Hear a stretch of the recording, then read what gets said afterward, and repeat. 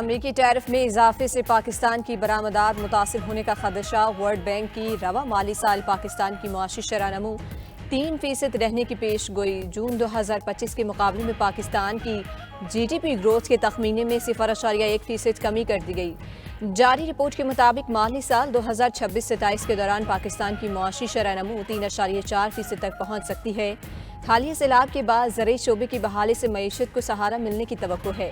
तामीर नू और बहाली के मनसूबों से मुआशी सरगर्मियों में बेहतरी का इम्कान है। ग़ज़ाई अशिया की कीमतों में कमी के बायस महंगाई की शरह में बतदरीज कमी का इम्कान है। शरह सूद में कमी के बावजूद मॉनिटरी पॉलिसी को मुख्तात करार दिया गया। दरामदात में मुमकिन इजाफे के बायस करंट अकाउंट खसारे में भी इजाफा हो सकता है।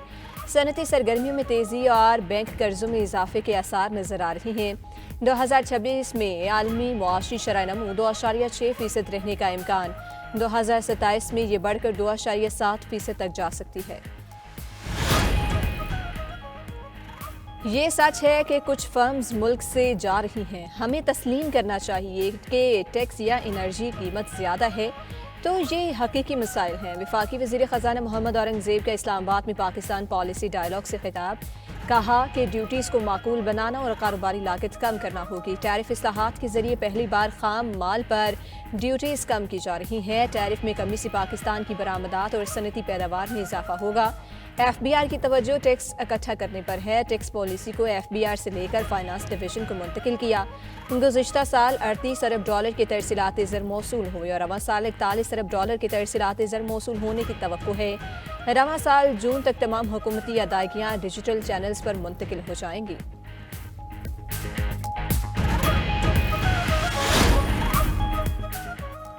नायब वज़ीर आज़म इसहाक डार की ज़ेर सदारत बैनुल वज़ारती कमेटी का इजलास। तेल और गैस के शोबे के मौजूदा कीमतों के ढांचे का जायजा लिया गया। कीमतों में बेहतरी, पायदारी और तवानाई शोबे की कारकर्दगी बेहतर बनाने के लिए मुख्तलिफ तरीक़ाकार पर तबादला ख्याल। नायब वज़ीर आज़म की तवानाई मंडियों में शफाफियत और कारकर्दगी यकीनी बनाने की हुकूमती आज़म की तजदीद।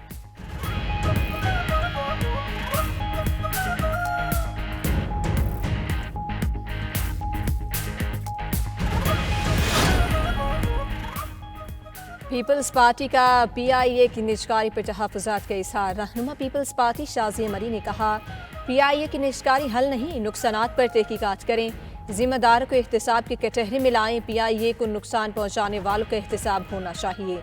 पीपल्स पार्टी को इस्लामाबाद में दरख्तों की कटाई पर भी तशवीश। बोली, मौसमियाती तब्दीलियों की पाकिस्तान बहुत बड़ी कीमत अदा कर रहा है। इस्लामाबाद में 30,000 के करीब दरख्त काटे गए हैं। हुकूमत ने दरख्त काटे हैं, इसके मुतबादिल कितने लगाए? वफाकी दारुल हुकूमत में दरख्त कटेंगे तो सवालात उठेंगे।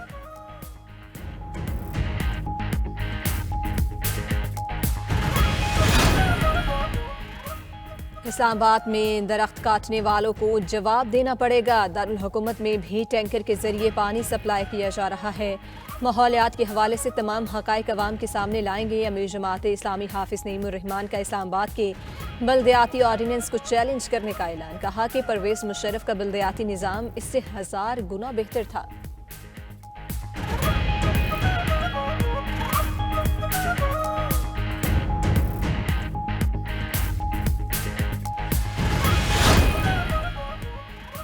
जस्टिस मोहसिन अख्तर कियानी का प्रैक्टिस एंड प्रोसीजर रूल्स 48 घंटे में हाई कोर्ट की वेबसाइट पर अपलोड करने का हुक्म। अदालत के इस्लामाबाद हाई कोर्ट और डिस्ट्रिक्ट बार्स को भी रूल्स की कापियां फराहम करने की हिदायत जस्टिस मोहसिन अख्तर ने रिमार्क्स दिए हुए हैं। कहा कि हमने वो हाई कोर्ट रूल्स बनाए जो हमें भी नहीं मिले। मैं जज हूँ, मुझे नहीं मिले, आपको कैसे मिलेंगे? फुल कोर्ट ने रूल्स मंजूर किए लेकिन बाहर नहीं निकाले। प्रैक्टिस एंड प्रोसीजर रूल्स एक खुफिया दस्तावेजात हैं। रजिस्ट्रार को प्रैक्टिस एंड प्रोसीजर रूल्स फराहम करने के लिए लिख दें। जस्टिस मोहसिन अख्तर का वकील से मुकालमा।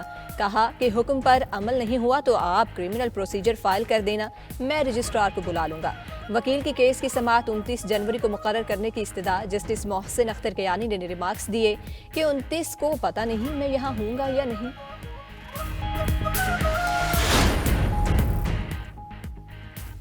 जज, तरबियत ना मिलने वाले आज़मीन हज से महरूम रह जाएंगे। मुल्क भर में 200 से ज़ायद मकामात पर हज तरबियती वर्कशॉप जारी है।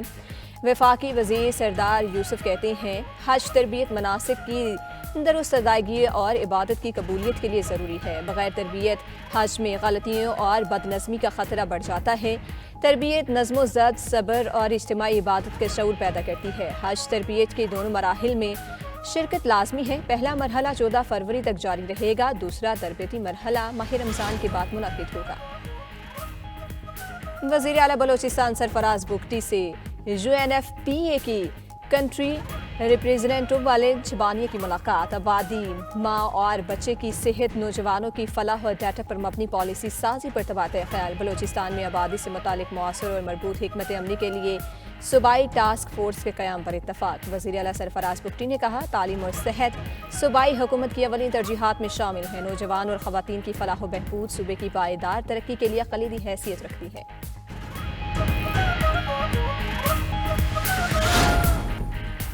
अमरीका फौजी मुदाखलत का बहाना तलाश कर रहा है। अक़वाम मुत्तहिदा में ईरानी सफ़ीर अमीर अरवानी ने अक़वाम मुत्तहिदा सेक्रेटरी जनरल और सलामती काउंसिल को ख़त लिख दिया।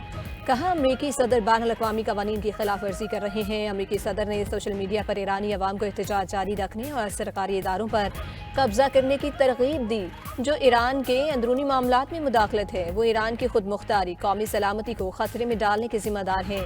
दूसरी जानिब ईरान में हुकूमत मुखालिफ एहतजाज पर आज पहले शख्स को फांसी दिए जाने का इम्कान। गैर मुल्की मीडिया के मुताबिक इरफान सुल्तानी को आज अवामी तौर पर फांसी दी जा सकती है। ईरानी हुकाम ने 5 रोज़ कबल इरफान के ख़ानदान को फांसी से मुतालिक आगाह कर दिया।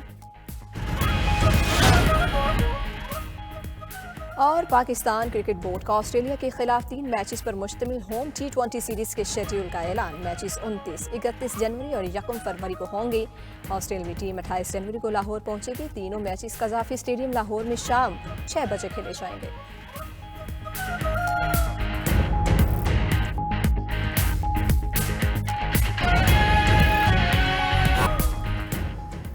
मुल्क में शदीद सर्दी की लहर बरकरार। कल्लात और गिरदोनवाह में पारा -3 degree centigrade record. Islamabad, Rawalpindi, Lahore और कराची में भी सर्द हवाएं चलने लगीं। पंजाब और खैबर पख्तूनख्वा में धुंध के डेरे। मोटरवे और कौमी शाहराहों पर ट्रैफिक की रवानी मुतासिर। मोटरवेज के मुख्तलिफ सेक्शंस धुंध के बायस बंद। पतों की रेनाला खुर्द और मुजफ्फरगढ़ में धुंध के बायस ट्रैफिक हादसात में 4 अफराद जाँ बहक, 2 शदीद जख्मी। शिकारपुर में भी बस उलटने से ख़वातीन समेत 15 मुसाफिर जख्मी हो गए।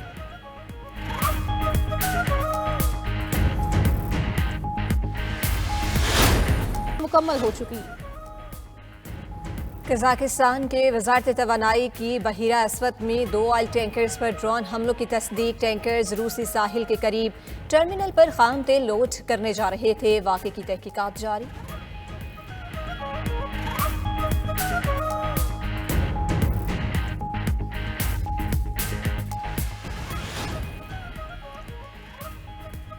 ईरान ने 2021 के बाद रूस को $3 अरब के मिसाइल फरोख्त किए। ब्लूमबर्ग के मुताबिक कुल हथियारों की मालियत $4 अरब से जायद है। ईरान ने फतह 360 और दीगर बैलिस्टिक मिसाइल रूस को दिए। रूस ईरान के हथियार यूक्रेन जंग में इस्तेमाल कर रहा है।